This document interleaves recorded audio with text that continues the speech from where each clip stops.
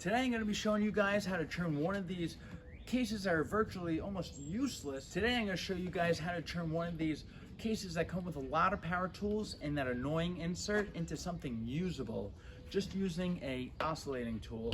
So let's get to it. These blow mold cases have these inserts. What I'm going to use is I have my corded Dremel here, MM30, not that it matters, just with a, I believe there's a, yeah, it's a wood blade on it. And it's got, you know, they're not too sharp of teeth, so it doesn't matter. This is plastic.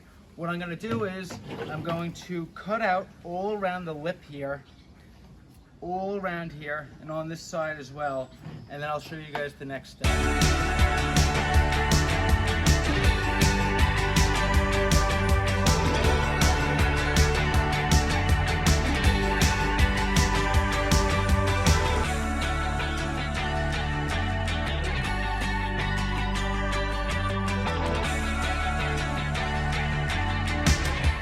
This is how far I've gotten so far. I will point out that the toughest part of this was getting the two corners closest to the handle out. But what I did find out is that these blow mold cases are a little tougher than I thought, both in the fact that it was harder to get out, but you can also pull it out pretty hard without damaging the rest of the case. And these two sides popped out. I cut a line right in the center and popped it out. So I'm going to move on to this, but I'm just going to take this side out. I don't think this will interfere with anything.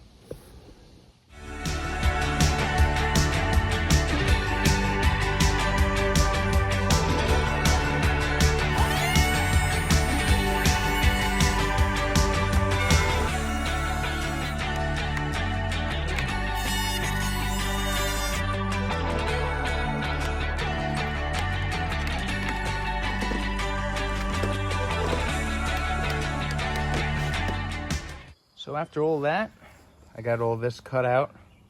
Again, I left this little piece here, but you can see you have quite some room. What you can do, what I'm gonna probably do off camera, is sand up the corners, clean up everything else. But now you have a case where maybe you could put some Kaizen foam or something in here and use it for whatever you want. Holds up still. It's still a great usable case.